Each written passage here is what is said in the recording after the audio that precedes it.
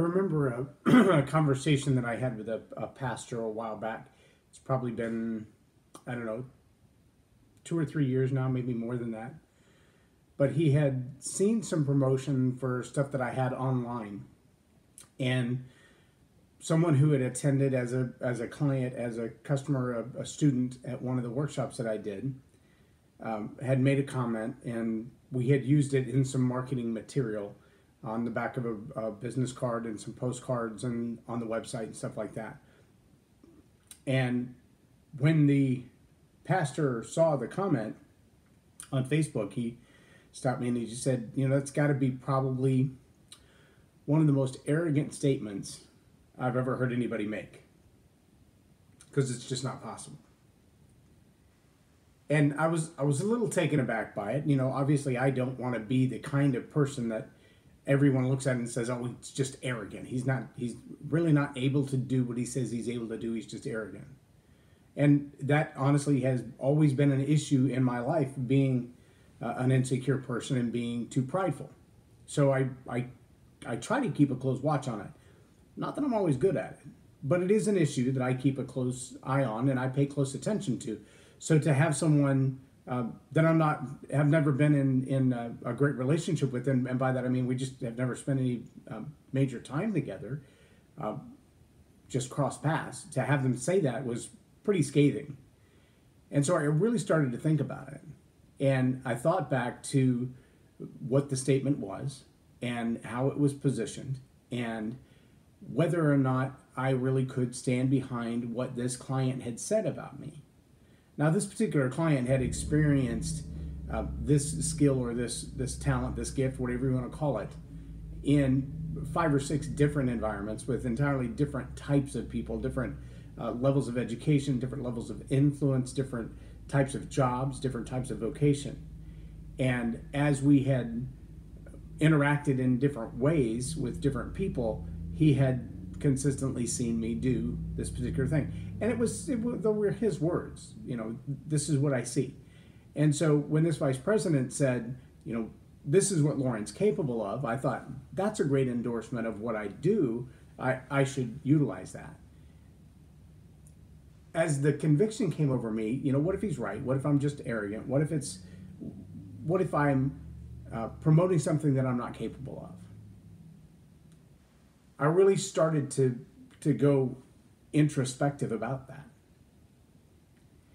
And I hope this is something that, as we talk about the contrast between ability and arrogance, I want you to think back to the very first lesson in this series. The very first lesson was the contrast between competence and confidence. And the purpose was to illustrate the difference between those people who say, oh, I can do that, I can do that, I can do that. They're always willing to jump into a project. They tell you up front, I can do this, I've got this handled, no problem at all. But their level of confidence doesn't match their ability to do it. Their competence isn't there, just the confidence that they could. Like a brand new driver. And no slam against brand new drivers, but the reality is, the reason your insurance goes down at 25 years old and goes way high from 15 to 25 is that when you get your driver's license early on, you have a lot more confidence, you have the fearlessness of being a teenager, and you have no prefrontal cortex developed to know long-term consequences and understand reaction times and things of that nature that are part of the brain's processing that happen in maturity. So as that long-term consequences and other parts of the brain develop, your insurance rates go down. Well, it's just a fact. It's just a reality. It's not a slam against any individual. Some individuals may be more advanced in their responsibility and they intentionally think toward those things, but the brain's ability to naturally do it, it just hasn't developed yet. And that's fine. We just need to realize what that means. Well, that same confidence is what causes a soldier to charge into battle, and in some cases, even in the face of death, somewhat unaware how much risk they're really in. That same confidence, though, in the hands of someone running a business, 18, 19, 20 years old, they may be a shift leader, they may be a supervisor, but they have that same kind of risky ability to do without the mental facilities to stand behind it. So they have the confidence, but they don't have the experience, the maturity, the seasoning, the understanding, the competence to get that project done. So I want to contrast even that. I want to balance that contrast, overconfident against competence. Can you really do it? Are you really capable? With ability is not arrogance. Confidence is not competence, and ability is not arrogance. This would be kind of the next step up the scale. From that person who says, oh, I can do it, I can do it, I can do it, I can do it, but every time they try, they fail. Their confidence is greater than their competence. To move into the next level, though, is to have ability, but not arrogance. And ability is not arrogance.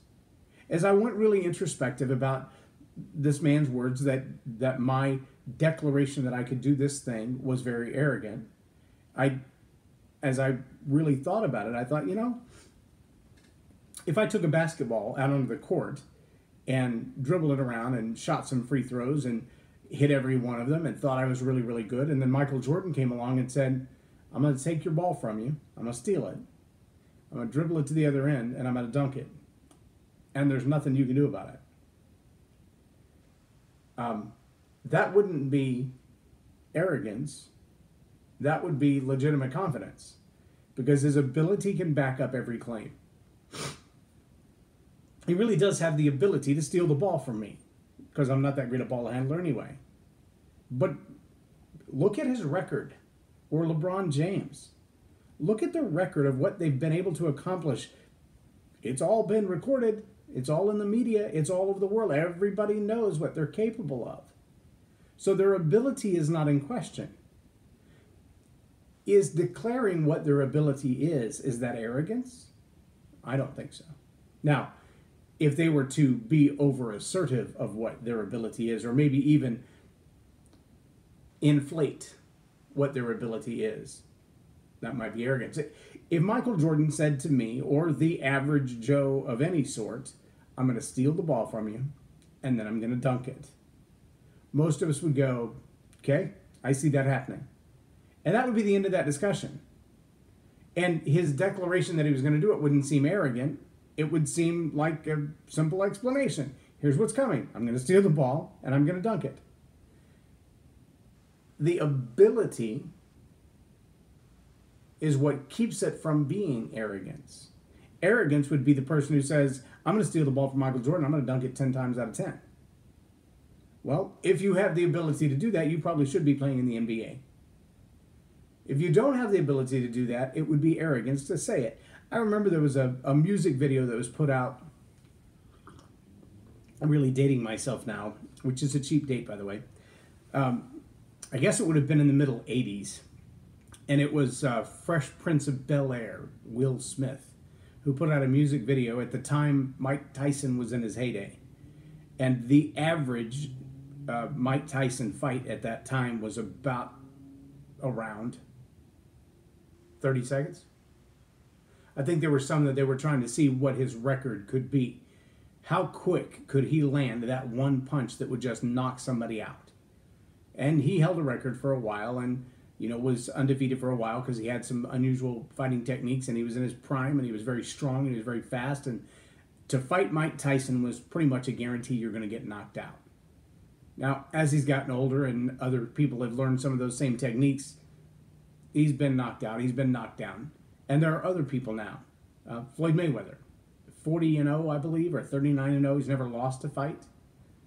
Not that he hasn't fought, but he's never lost a fight because he's got quick and powerful hands. But Will Smith put out a video that said, I'm going to knock Mike Tyson out. A pretty popular video. And there were a lot of people who wanted to see that fight. Now, remember, Will Smith was a lanky 20-year-old at the time. He had never played the role of Muhammad Ali. It was a pretty audacious, arrogant, if you took it seriously, claim or declaration that he was going to knock Mike Tyson out.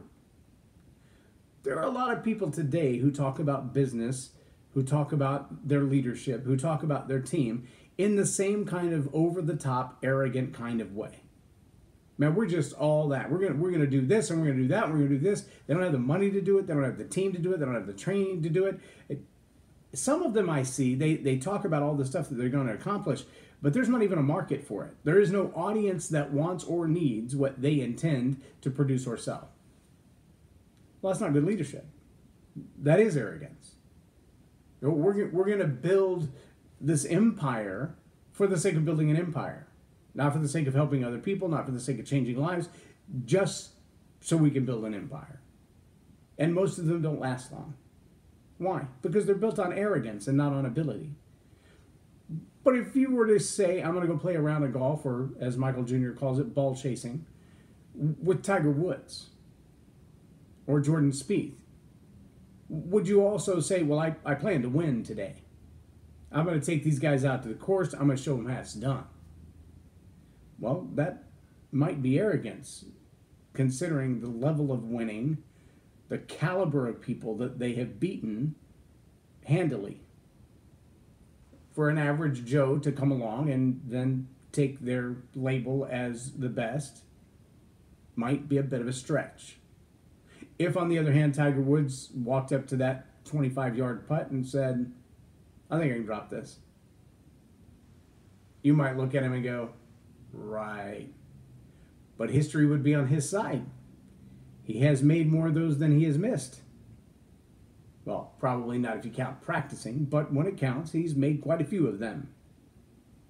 For us to consider someone's true ability as arrogance when they declare it, I think is foolhardy.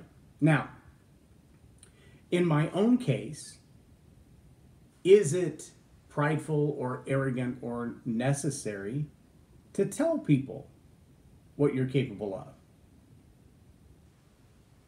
Maybe from a marketing and sales standpoint, it's necessary to let people know what you can do, but there's probably a better way. So in my own confession, am I capable of doing what that card said? I think probably 8 or 9 times out of 10, yes. There are a few public speakers, motivational speakers, who can tell a story in the same fashion that I do, or in a different fashion that I do, that actually has better persuasion. But when I craft someone's story into a 2-minute story for a purpose, and we intentionally craft that story, it hits the spot every time. It pulls the emotion out. It persuades people. It moves them in that way. And part of the natural gift, the natural ability that I've been given, is to hear someone's story and hear the bits and pieces that they kind of connect in a random way, or they connect in a different sequential way. And then to, in a matter of seconds, literally, most people will tell me their story, and in the workshop, this is the way I do it. You tell your story, I'll listen along with the rest of the class, and by the time you get back to your seat, I'll start telling the same story in first person as though I am you living out your story. But I'm going to rearrange all the bits and pieces and add a little bit of embellishment, not non-factual embellishment, but a little bit of enhancement to the emotions of it, a little bit of enhancement to the realities of it. And I'm going to take that story that you just told and retell it in a more impactful way. Then in the course of the workshop, I teach people how to do that, how to take their own stories, how to sort through all of the sagas in their life and pick one incident that is the most powerful presentation of what they want to say in this moment. And then to craft that story into a 2-minute story that is powerful. And so far, out of the hundreds of people who have been through this class, and it's a 4-hour workshop, out of the hundreds of people who have been through this class, I have yet to have anyone say, well, that was okay. Most are in tears by the time I'm done. The few who say, I don't need to record it, normally will say, I regret that I didn't record it, I wish I had. And many of them now use that story the way that I crafted it, retold in their own voice, in their presentations and their speeches, etc. Now, I've had long-term clients that I've worked with 6 or 8 months or longer who originally said, I don't even have a story. We all have a story. But extracting that story to be able to use it in the form of a public presentation is a whole different story. Pun intended. But that's what my skill set is. That's what my gift is. And that's what I help people do. To put on the back of the business card what this executive vice president said about my courses, what he said was this: Loren can tell your story better than you can. And he can prove it. And given the opportunity, you tell me a 2-minute story about your life, I'll retell the same story. And so far, everyone has went, holy cow, I've never heard my story that way. I want to meet the person who lived that story. And I'm like, but you are the person that lived that story. That is your story. So is that ability or is that arrogance? Now I want to give you one word of caution and one word of encouragement that dovetail together. See, my error, my mistake was announcing before doing what I was capable of. That's what makes it arrogance. Not that I wasn't capable of it, but I didn't need to announce it, I just needed to do it. If Michael Jordan walked onto the basketball court, didn't say a word to you, but summarily snatched your ball and took it to the other end and dunked it, would you consider that arrogance? Probably not as likely as you would if he said, first, I'm going to snatch your ball and I'm going to go dunk it. Again, I feel like if he's capable of it, saying it isn't arrogance, it's just a warning. If Tiger Woods said to you, I'm going to beat you by 5 strokes on this round of golf, that's not arrogance, it's just a warning. It's just a heads up. But the way that the world perceives your ability best is when you say nothing and you simply do it. Mother Teresa used to say all the time, don't talk, do. Don't tell me what you're going to do, just do it. Don't explain to me why you need to do it, just do it. Just make it happen. Be people of action, not just people of words. So that's my caution to you. Do what it is that you're capable of, and the world will beat a path to your door. Let me add a little encouragement to that as well. Just because telling the world what you're capable of seems to most people to be arrogant doesn't mean that you have a right to completely suppress your gifts and do nothing with them. If you have an ability, if you have a talent, if you have a resource in you that no one else can have, or that no one else can duplicate, for you to keep that to yourself would be as if, remember when you were 8, 10 years old and it was time for your friend's birthday party, and of course you didn't have a bank account of your own, so you would go to the store and mom would cough up some cash or pull out the plastic and you would buy this gift that you would love to have to give to your friend for their birthday. And then you would go to the birthday party and you would put it on the table with all the other gifts, and you so wanted to say, open mine, open mine, open mine, open mine. It's the best gift of all the gifts on the table. It's the best gift. Imagine if instead you went to the store and you bought the gift and you wrapped it up for them and you put their name tag on it and you waited for their birthday to come, and then you intentionally put that gift in the closet and locked the door and never gave it to them. See, living our lives so fearful of being arrogant or being accused of being arrogant, or living our lives so busy with everything else that our abilities get suppressed, or our abilities never get sharpened and honed, or our abilities never get to be the gift that they were intended to be for someone else. See, that little gift that you purchased, that little gift in the box that's wrapped up with someone else's name on it, that's not your gift. It's a gift that you have been given to give to someone else. It's not yours to keep.